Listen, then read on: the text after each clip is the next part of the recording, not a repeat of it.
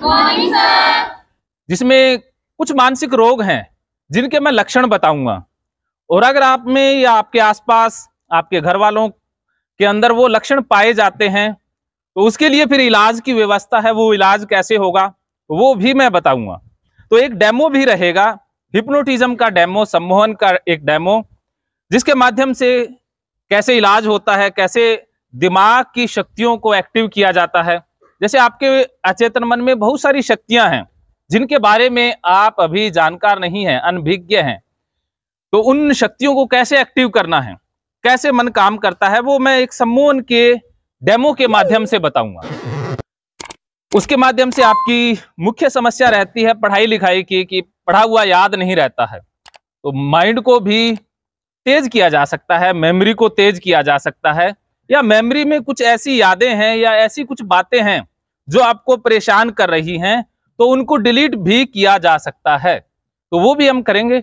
उससे पहले कुछ बातें कर लेते हैं मानसिक रोगों की। तो मानसिक रोगों की फहरियत बहुत लंबी है, बहुत से मानसिक रोग हैं, लेकिन कुछ ऐसे रोग हैं जिनका निवारण बिना दवाई के भी संभव है। तो उसमें कुछ मैं रोग आपके सामने उनके लक्षण रखूंगा, फिर आप और ज्यादा बेहतर समझ पाएंगे। तो जैसे सबसे पहले, जैसे महावीर जी ने बताया कि हम शारीरिक रोगों के बारे में थोड़े जानकार हैं, लेकिन मानसिक रोगों के बारे में हमारे पास जानकारी पहली बात तो है ही नहीं, और दूसरी बात जानकारी है वो भी गलत है। हम मन को समझते ही नहीं है कि मन भी कभी बीमार होता है क्या। मानसिक बीमारियों के प्रति हमारे पास समझ इतनी है कि इसके ऊपर कोई ओपरी कसर हो गई होगी, कोई साया आ गया होगा, बस इतना पता है। या कोई कह भी दे कि इसको मानसिक रोगों के डॉक्टर के पास ले जाओ, तो हमें ये लगता है कि अरे मानसिक रोगों के डॉक्टर के पास तो वो जाता है जो पागल हो जाता है, इसका मतलब मैं पागल हूं क्या, तो हम जाते ही नहीं है, अवॉइड करते हैं। मेरे पास भी बहुत से लोग फोन करते हैं, मिलने भी आते हैं, तो पहली बात वो यही कहते हैं कि सर हमारा किसी को बता मत देना, क्योंकि लोग क्या सोचेंगे, लोग हमें पागल समझेंगे। तो ये गलत धारणा है। पागलपन अलग है, मानसिक समस्याएं या मानसिक रोग अलग है, तो इन दोनों में जमीन आसमान का अंतर है। और एक बात आपने याद रखनी है कि मानसिक रोग किसी को भी हो सकता है। आपको ये लगता होगा कि मैं तो अच्छा भला हूं, या मेरा तो सब कुछ एकदम ओके चल रहा है, मुझे कभी मानसिक रोग नहीं हो सकता। ये जिंदगी की सबसे बड़ी भूल है कि हम भूल कर बैठते हैं। मानसिक रोग किसी इंसान को कभी भी पकड़ सकता है। जैसे आपको बचपन में वैक्सीनाइज किया जाता है या वैक्सीनेट किया जाता है, जैसे कुछ टीके लगते हैं ना, जैसे हेपेटाइटिस के या जो और बहुत सारे रोग थे, निमोनिया के या और बीसीजी के, वो किस लिए लगते हैं? वो इसलिए लगते हैं कि बाद में भविष्य में आपको मानसिक रोग ना हो, वो शारीरिक रोग ना हो, तो वो वैक्सीनाइज हम करवा लेते हैं। लेकिन मानसिक रोगों के प्रति हमारे पास कोई वैक्सीनेशन है ही नहीं, या हम पहले से किसी प्रकार से इंतजाम करके रखते ही नहीं है कि कैसे हम पहले से ही परिपक्व रहें कि मानसिक रोग कभी भी अटैक कर सकता है। लेकिन अटैक करता जरूर है, ये किसी को भी पकड़ सकता है। जैसे महाभारत के युद्ध में अर्जुन को भी मानसिक रोग हुआ था। अर्जुन भी depression, anxiety disorder, panic attack से ग्रसित हो गया था। इसके अलावा सिद्धार्थ गौतम और बहुत सारी नामी गिरामी हस्तियां जिनको मानसिक रोग हो चुके हैं। तो आप ये बात याद रखेंगे हमेशा जिंदगी में कि मानसिक समस्या कभी भी आ सकती है। जरूरी है कि हम अवेयर रहें, पहले से ही इंतजाम करके रखें। तो पहले से इंतजाम क्या होगा उसके ऊपर भी थोड़ी सी बात करेंगे। तो अब ये समझ लीजिए कि कैसी कैसी मानसिक समस्याएं हैं जो आप में आ रही हैं या आने वाले दिनों में आ सकती हैं। उसमें सबसे पहले हम बात डिप्रेशन की कर लेते हैं, क्योंकि सोशल मीडिया का युग है और प्रतियोगितावादी युग है, तो ऐसे में डिप्रेशन का रोग सबसे ज्यादा बढ़ रहा है, और डिप्रेशन ही सबसे ज्यादा खतरनाक रोग है। ये इतना खतरनाक रोग है कि इसमें इंसान अकेला परेशान नहीं होता है, पूरी की पूरी फैमिली, पूरा समाज इससे प्रभावित होता है। क्योंकि बहुत सारे ऐसे इंसान हैं जो डिप्रेशन में जाकर के बहुत सारे गलत फैसले ले लेते हैं, गलत कदम भी उठा लेते हैं। सुसाइड आप सुनते होंगे, उसमें से जो जितने भी सुसाइड हैं उनमें ज्यादातर रोल डिप्रेशन का ही रहता है। तो डिप्रेशन में क्या होता है, डिप्रेशन में जो हमारी पांचों ज्ञानेंद्रियां हैं वो अपना काम सही से करती नहीं है। जैसे डिप्रेशन जिसको हो जाए उसको एक तो खाने में स्वाद नहीं आएगा, खाना उसको अच्छा नहीं लगेगा। हम खाना इसलिए नहीं खाते कि हमें भूख लगती है। मैं साइंस के नियमों के अलग बात नहीं कर रहा हूं, मैं मनोविज्ञान की बात बता रहा हूं। मनोवैज्ञानिकों का यह मानना है कि हम खाते इसलिए हैं कि खाने में हमें आनंद आ रहा है। अगर खाने में आपको आनंद ना आए या मजा ना आए तो हम खाएंगे नहीं। इसका उदाहरण है डिप्रेशन वाले। जिसको डिप्रेशन हो जाए उसको स्वाद का पता नहीं चलता, उसको मीठा मीठा नहीं लगेगा, नमकीन नमकीन नहीं लगेगा, उसकी जो जीभ है उसका स्वाद बदल जाता है, उसको खाने का मन ही नहीं करता है, प्लेजर नहीं आता है ना खाने में, तो वो खाते ही नहीं है। इससे क्या है कि उनका वजन कम हो जाएगा, या फिर खाएंगे तो खाते ही जाएंगे, रुकेंगे ही नहीं। इससे वजन बढ़ जाएगा, मोटे हो जाएंगे, क्योंकि खाने में आनंद तो है नहीं। पता नहीं पेट कब भरा, कब क्या हुआ, खाते ही जा रहे हैं, बस लगातार खाते जाएंगे। तो ये भी डिप्रेशन का एक लक्षण है। सुनने में भी उनको कोई इंटरेस्ट नहीं आएगा। जैसे आपको संगीत सुनना या अच्छी अच्छी धुनें सुनना अच्छा लगता है ना, लेकिन जिसको डिप्रेशन हो जाए उसको सुनने में भी आनंद नहीं है, उसको सुनने में कोई आनंद नहीं है। लेकिन कहा जाता है कि डिप्रेशन वाले सैड सॉन्ग ज्यादा सुनते हैं। वो सुनते नहीं है, बस सैड सॉन्ग से अपने आप को कनेक्ट कर लेते हैं, अपनी जो मेंटल स्टेट है उसको कनेक्ट करते हैं और कुछ भी नहीं। तो वो सैड सॉन्ग ज्यादा सुनते हैं। व्हाट्सएप पर सैड स्टेटस लगाएंगे, वो भी सैड सैड लगाएंगे, उदास उदास वाले लगाएंगे, या कोई पोस्ट भेजेंगे तो नेगेटिव या उदासी वाली पोस्ट भेजेंगे। तो अगर कोई आपका साथी ऐसा करता पाया जाता है तो समझ लीजिएगा कि उसको डिप्रेशन हो सकता है, उसको बचाया जा सकता है। इसके अलावा बाकी जो टच का उसे पता नहीं चलेगा। जैसे हमें गुड टच या फीलिंग होती है ना, जैसे कोई टच करता है, लेकिन डिप्रेशन वाले को कोई फील ही नहीं होता है, उसको देखने में आनंद नहीं आएगा, आंखों से कोई भी दृश्य देखा न्यूट्रल रहेगा, कोई फर्क नहीं पड़ेगा। तो ये पांचों ज्ञानेंद्रियां हैं, ये अपने सही अर्थों में काम नहीं कर रही होती है। इसके पीछे कारण क्या है कि एक केमिकल काम करता है जिसे डोपामिन बोलते हैं, उसका लेवल कम हो जाता है। इस कारण से ये सारी गड़बड़ियां होती हैं। और डिप्रेशन के कुछ कॉमन लक्षण और भी हैं, जैसे बार बार रोने का मन करेगा, आंसू अपने आप आ जाएंगे, छोटी छोटी बात पर गुस्सा आ जाएगा, स्वभाव चिड़चिड़ा हो जाएगा, नींद भी आएगी नहीं, या आएगी तो उठेंगे नहीं 12-1 बजे तक, नहाना धोना खाना पीना सब कुछ डिस्टर्ब हो जाएगा, रुचि नहीं रहेगी, किसी भी काम में मन नहीं लगेगा, मरने का मन करेगा, मरने के विचार आएंगे। तो अगर ऐसा लगे किसी को भी तो समझ लीजिएगा कि डिप्रेशन हो सकता है, उसका इलाज जरूरी है। और डिप्रेशन का इलाज भगवत गीता के माध्यम से ही संभव है। और बहुत सारी थेरेपी है, बहुत सारे तरीके हैं, लेकिन मैंने अध्ययन के दौरान ये पाया कि वो शॉर्ट तरीके हैं या टेम्परेरी मेथड हैं। उनसे एक बार तो आप वापस आ जाओगे, लेकिन दोबारा जा सकते हो। लेकिन जो मैंने शुरू में बात की थी वैक्सीनेशन की, कि हमारे पास एक ऐसी दवाई हो कि जिसके माध्यम से हम पूरी तरह से एंटीवायरस हो जाए, एंटीवायरस वाला काम हो जाए, या हम वैक्सीनेट हो जाएं, तो इसके लिए भगवत गीता बहुत जरूरी है। अगर आप जिंदगी में भगवत गीता को समझें, पढ़ना मैं नहीं कह रहा, पढ़ने में कोई इंटरेस्ट नहीं है, भगवत गीता पढ़ भी लोगे कुछ फर्क नहीं पड़ेगा, लेकिन भगवत गीता को जिंदगी के साथ जोड़ना और उसको प्रैक्टिकल लाइफ के साथ जोड़ना जरूरी है। अगर आप वो कर लेते हो तो फिर डिप्रेशन या बाकी रोग आएंगे ही नहीं। इसके अलावा थोड़े से और रोग हैं जिनके बारे में हम चर्चा कर लेते हैं। महकेंगे फिर से खुशियों के रंग भगवत गीता थेरेपी कोर्स के संग। इतिहास का पहला ऐप जो गीता के माध्यम से ओसीडी डिप्रेशन का इलाज आसान बनाएगा। ओसीडी डिप्रेशन का इलाज हुआ और भी आसान, और वो भी बिना दवाई, घर बैठे। किसी को बीमारी की चिंता है तो किसी को चिंता की बीमारी है।